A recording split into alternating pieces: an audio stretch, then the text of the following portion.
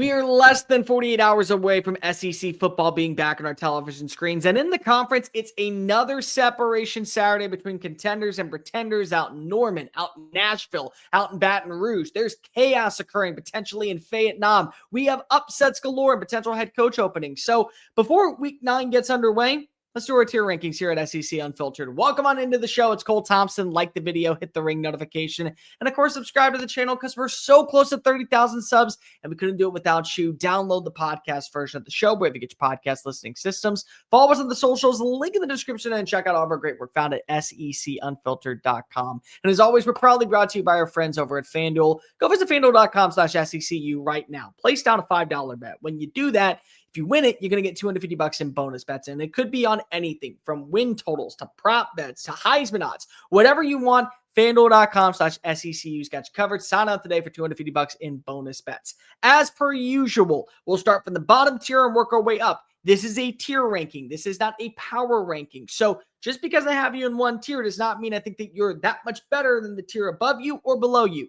It simply is based off where you are at this point. And as always, we start off with, is it basketball season with Kentucky? Kentucky, we had to have a heart-to-heart. Last week was dreadful. Not only did you put up nearly 400 yards against Texas's defense, you went 7 of 18 on third down. You had 26 first down completions. You had Cutter Boley finish with 300 yards of offense. You won the time of possession by 19 minutes. You were the less penalized team. You had 130 rushing yards.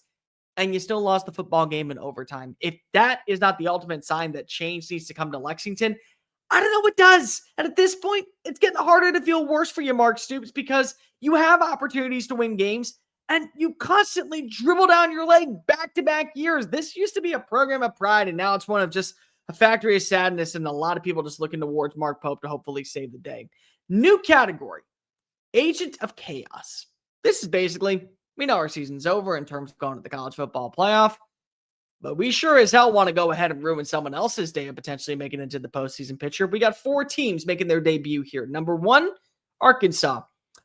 We don't know if we're going to see Bobby Petrino around in Fayette not much longer. He may be here until the end of the season. He may end up getting the job outright. But I can tell you what, he has an opportunity to do the funniest thing and just change the way that we view the SEC. They're a top 10 scoring offense in the country. They will put up points against you, and Taylon Green with a defense may end up being a Heisman Trophy finalist and certainly a quarterback I'd want on my college football playoff team. But you close out the season with Auburn, Mississippi State, LSU, Texas, and Missouri. 2 of those teams are still in the hunt for the college football playoff. Maybe a third if you want to say Texas. One of those coaches is on the hot seat and could be fired on Sunday morning. And another one, this may be their easiest win in conference play for the first time in 2 years. For you to be able to cause chaos and concern, unload the kitchen sink, empty the clip on all 5 of these rosters, beat Texas, knock Mizzou out of the college football playoff, get Brian Kelly and Hugh Freeze fired, who's not to say that that's impressive in itself? So absolutely, you belong in the Agent of Chaos conversation. If you go to a bowl game, that's awesome. But if not, no harm, no foul. Florida, you always find a way to beat Tennessee in the swamp. Guess what? The game's in the swamp this year. An opportunity for you to be able to go ahead and end their dreams. You got to go on the road to take on Ole Miss. Potentially that ends their college football playoff dreams. You could put the nail in the coffin on the era of the Mike Norvell times down in Tallahassee. Or better yet, you can lose that game, and thus it's enough to go ahead and keep him there. And you also got to face off against Kentucky, which could take out the likes of Mark Stoops finally. So this is a team that knowingly is looking toward the future with its next head coach, potentially Lane Kiffin, maybe Eli Drinkwitz, maybe a name that we haven't even brought up just yet. They just want to go ahead and mess some things up. They want to go ahead and lay waste to the SEC, change and alter the pathway of what we know about the college football playoff. Mississippi State belongs here too. Listen, you haven't won a conference game yet, guys. You had your shot last week. You had your shot against Texas A&M. You had your shot against Tennessee. But you may be able to go ahead and do the exact same thing that we're talking about with Arkansas. You play Texas this weekend. What if you're the crushing blow that takes the Longhorns out of their misery and out of the college football playoff conversation? Arkansas, you get a win that way. And now you've turned the corner. Closing out the year with Ole Miss and Mizzou. What if Mizzou wins this weekend and they feel like they're high and mighty, but then they have to go play on the road. They have to go play against you at home. And you end up having the game of your life.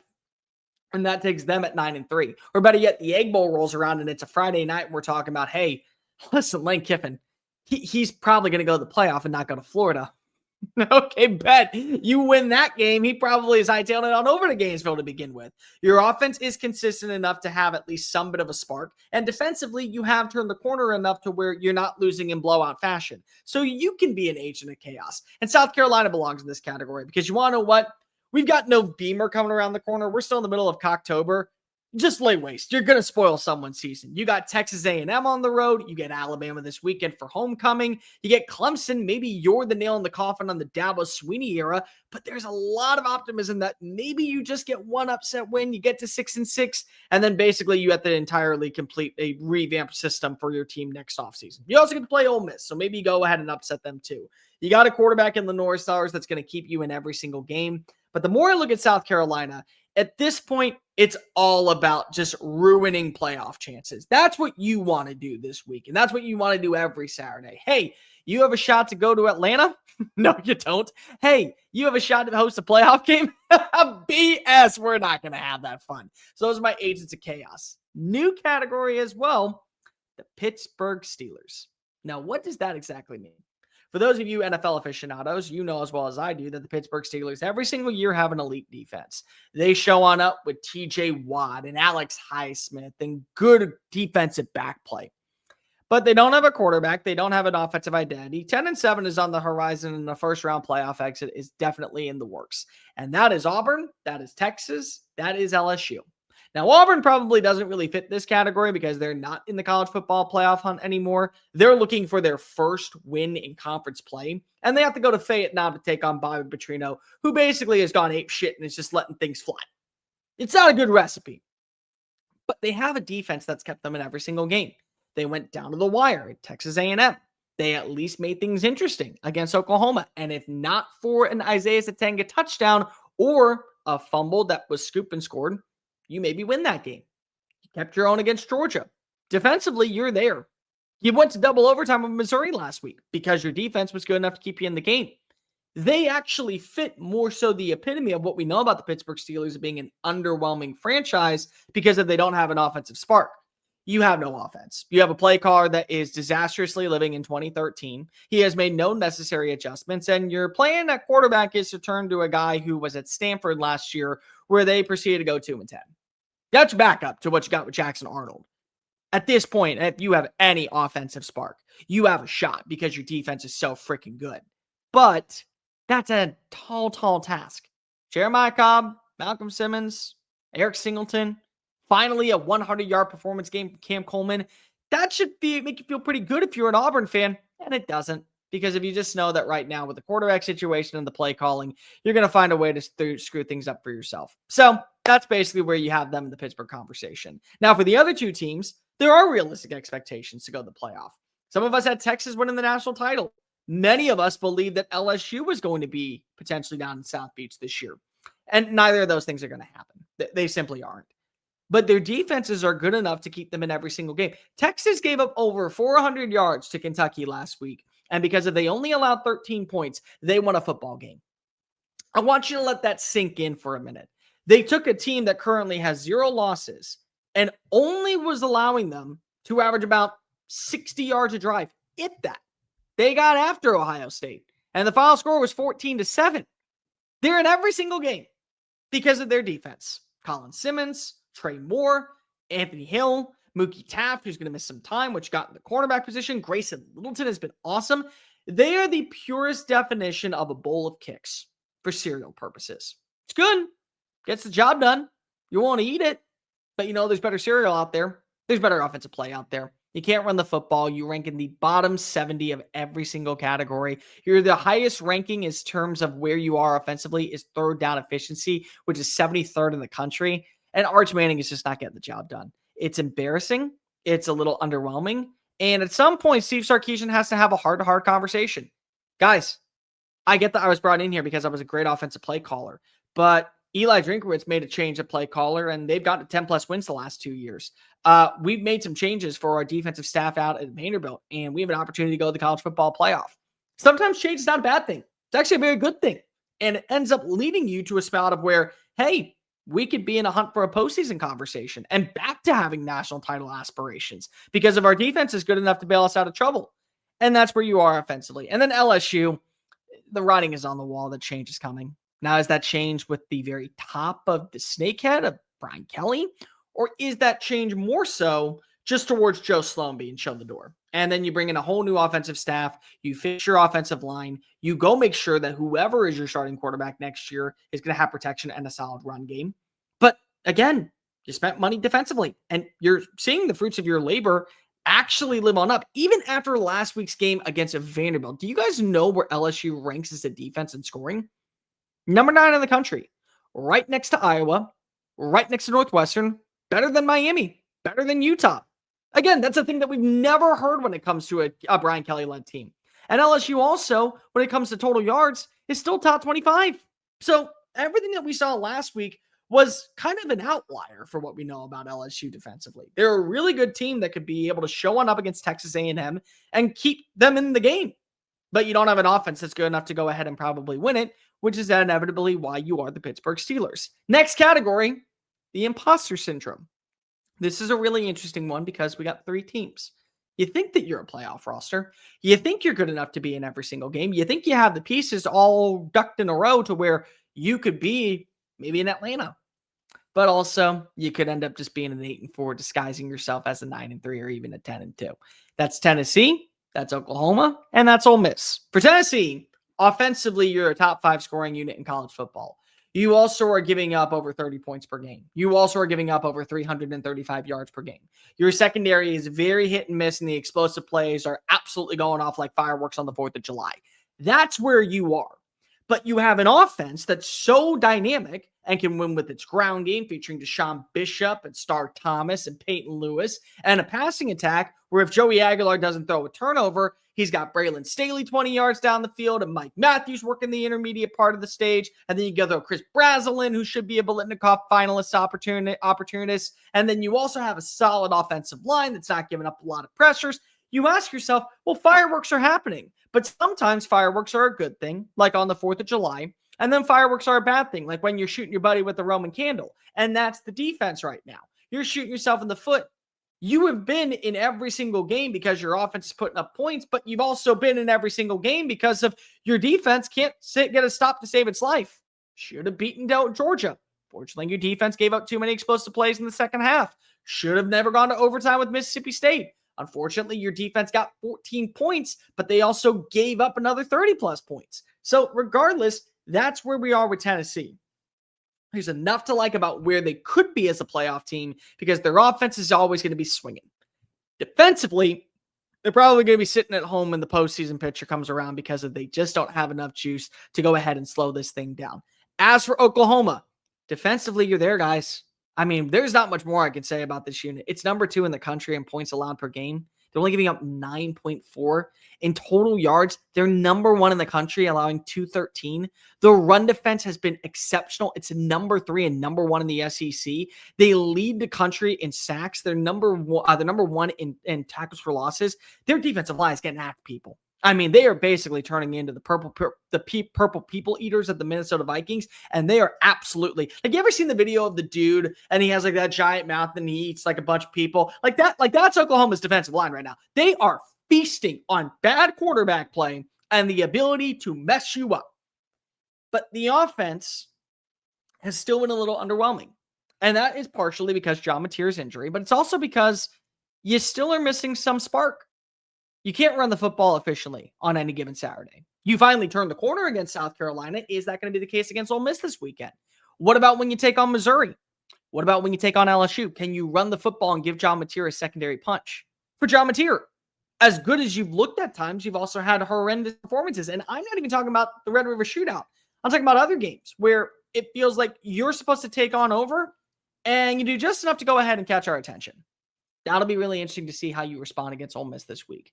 And if you do respond this week, that doesn't get you out of the woods just yet because you still have a couple more games where you're going to be shaking in your boots to where 9-3 is on the table, which is a good year, but it's not the year that we all thought you were going to have after what you did against Michigan and Auburn. It's still a solid season, and 8-4 is still a possibility. So both things are still true. And then there's Ole Miss, because Ole Miss, they hung 35 points in a row against Georgia and Kirby Smart. I will be the first to say, this is not a Georgia defense that we are writing home about to our mom and pop and talking about how good they are. No, it's nowhere near that standard. But at the same time, you hung 35 points against them in Athens. And then things just kind of crashed and burned, like we saw last season in Florida. And that's the imposter syndrome. You looked like a team 2 weeks ago that was good enough to be in Atlanta with little resources compared to years past. Questions defensively, and a quarterback that came from the D2 level. And then you played around with your food against Washington State. We all gave you a little bit of a mulligan because you were looking forward to that game against Georgia. And then you didn't wake up in the fourth quarter and you had 1 total yard before the final drive. And that was Georgia. That was the Georgia game. Case in point. And now you face off against a better defense. Not as good as an offense, but still a better defense. And that's not even the worst part of your schedule. You still have to take on Florida. You still have to take on South Carolina. You still have to take on Mississippi State. And every single one of those schools is an agent of chaos. They would love nothing more than to go ahead and say to you, you're not going to the playoff and Lane's going to Gainesville. That's what they would like to say. So are you an imposter? And I put the imposter syndrome in a question mark because if this is a weekend where you can prove to me you're not, you are a team good enough to be in the hunt for the college football playoff. You have a top 15 scoring offense. You got 5 receivers that are averaging over 15 yards a play. You can run the football efficiently with your quarterback, and Kevin Lacey, when he's in the red zone, is a terror to stop. You need the explosive plays. Lane Kiffin's got to get into his bag of tricks. He's got to run some RPO stuff. He's got to run some motion things. He's got to send Kevin Lacey on jet sweeps. All these things need to be on display. And if it is, Ole Miss is right back in the conversation of being a top 10 team and certainly a college football playoff threat. They have the best helmet in college football, in my opinion. They have one of the most underrated coaches in terms of actual national recognition, in my opinion. And they got a quarterback that is good enough to be in the Heisman Trophy conversation because he was in the Harlan Hill conversation last year. They just got to put it all together, and it's got to happen this week against Oklahoma, which is a lot easier said than done going into Memorial Stadium. Next category, the Pam Beasley category. And I mean this because if you know the scene in The Office where we're talking about, hey, this is a pile of garbage. This is a locker. Actually, no, they're the same picture. It's the same team. You literally take off the logo. You just show them the same stat line. It's the same team. It's Vanderbilt and Missouri, and they play against each other this weekend. Both teams are run-oriented offenses first that love to use the ground game to set up the pass. Both teams have mobile quarterbacks that are not afraid to tuck and run to pick up the hard yards and get their way into the end zone. Both teams are efficient inside the red zone with both their rushing attack and their passing game. Both rely heavily on their tight ends to be massive factors in the passing game and security blankets for their quarterbacks. Both have top 12 run defenses. Both have issues in the back end of the secondary. Both are very good efficiently in red zone opportunities defensively. And both are able to rush the quarterback with stellar defensive lines that were not talked about in the most prominent light because of its Vanderbilt and Missouri. They both have a common opponent loss to Alabama, and they both have a common opponent win against South Carolina. And they both are also black and gold, just to go ahead and make it a little bit more confusing. One is just a darker shade of gold, and one is a lighter shade. That's it. That's the team. Those are that. They are literally the exact same roster, and they're both under the radar and not getting enough national attention. Yes, we are talking about Vanderbilt being a top 10 team for the first time since the 1940s. Like FDR was in office when Vanderbilt had this much appreciation. But you do realize that when you talk to people that are currently coming up every single week with their college football playoff odds, they're leaving Vandy out. They don't believe that Vandy will be able to run the table or go even 10-2 to make the college football playoff. And then you got Missouri folks out there where people say, well, look at what you've done.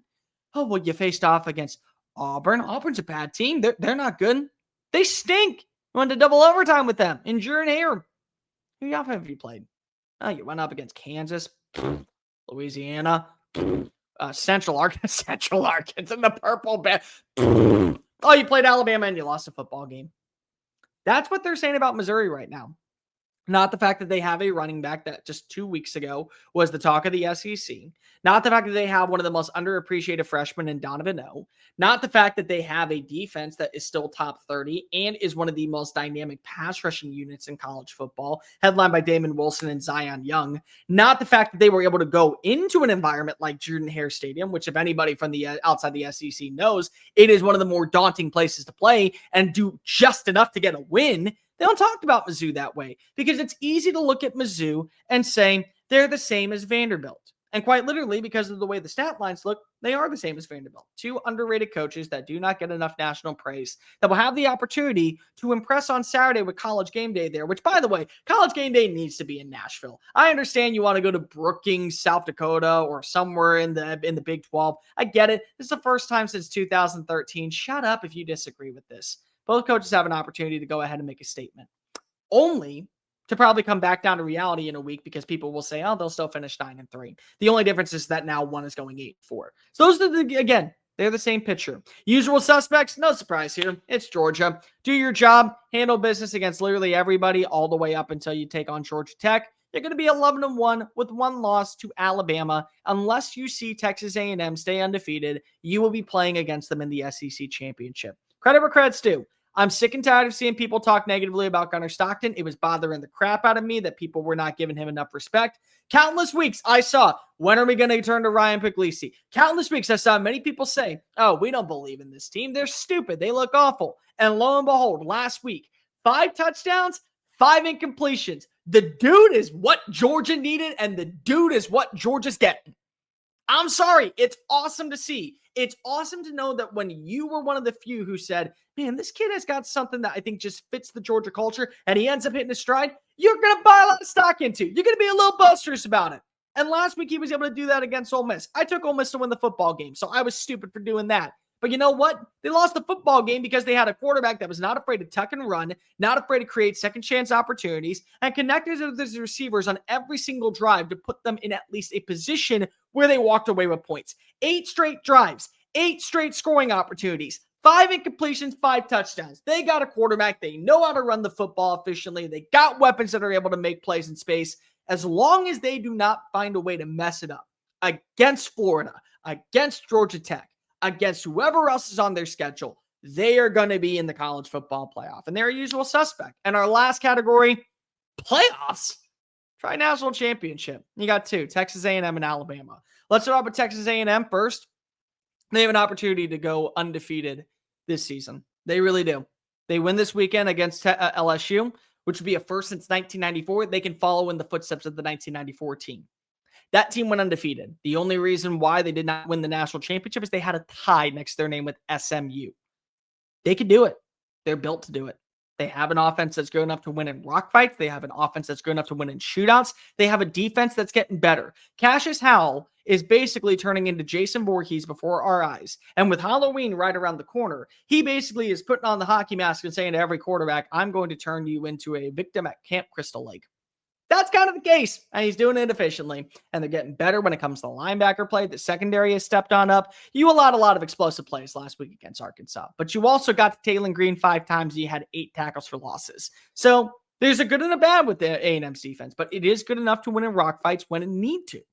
They play South Carolina. They play on the road against Missouri. They finish up the season with Texas. There's not a lot of doubt left when you look at this Texas A&M roster. A lot of things trending in their direction. Offensively, they have the weapons. They got a quarterback that's not making a lot of mistakes. You are going to end the Texas 8-4 jokes this weekend if you get a win. Because you got to remember, you play Samford. You're not losing to Samford. That means at worst, you're 9-3. And losses to close out the year on the road against Mizzou, which may end up happening, on the road against Texas. You never know in the Lone Star Showdown. And then against South Carolina, which let's just call a spade a spade. I thought that would be the loss. I'm not saying that anymore. You can do everything offensively, and a credit where credit's due to Mike Elko and the staff for being able to turn this team into a legit force that knows business and doesn't shoot itself in the foot. That is the ultimate sign of approval that you know that things are trending in your direction. So, Texas A&M, playoff? No, we're thinking about a national championship, the first since 1939 to come to Kyle Field. And then Alabama. There are going to be people out there that say you're a homer because if I went to the school, and I do not go ahead and play favoritism on this channel. Never have, never will. But Alabama has the best resume in college football. They may not be the most complete team in college football. If you would like to push back and say Indiana, you would like to push back and say Ohio State, I will listen to the argument. But 4 straight weeks with 4 ranked wins against SEC opponents. And being able to do that efficiently with great defensive play in multiple games, forcing turnovers inside the red zone, finding an offensive spark on the ground, being able to trust your defense to create opportunities, takeaways, put up points. getting your passing attack to be dynamic, but not the overselling part, and still being able to cover, that's what makes you, in my opinion, the most complete team in the SEC, if not the most complete team in the sport. Your quarterback is not missing. He has an 18 to touchdown to interception ratio, 18 to 1 touchdown to interception ratio. He has a completion percentage around 70%. He has a passer rating in the 200s. You have 8 weapons that on any given Saturday can be the number one, and they're all built to do so. Lancia Brooks and Rico Scott, you put them on Mississippi State's roster, Mizzou's roster, Kentucky's roster, they're fighting for a Biletnikoff Award. That's how good they are, and they're the number 4 and number 5. They can be a number 1 on Saturday. Jeremy Bernard, what you got with Ryan Williams, what you got with Sevis at the tight end spot, you have it all moving in your direction. And now you know your defense can step on up in critical moments. Sabian Brown, pick 6. Hey, let's get an interception on Diego Pavia inside the red zone. Let's make sure that Dijon Lee, a freshman who's not even supposed to really see the field at a place like Alabama, make sure that he gets the game-winning pick against Bo Pabula in Como. And that way we win the football game. You play a version of football that basically, if you are an Alabama fan, for at least one quarter, you have the Pepto-Bismol bottle sitting by. And you may have to chug it a little bit, but you know what? When it finally hits, cools your stomach down, you know it's going to be a good day.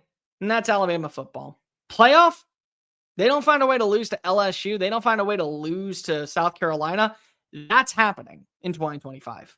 But they're not thinking about the playoff. They're thinking about the national championship, or at least the fans are. And you know what? They should be, because they're about to do it. But those are the tier lists for this week.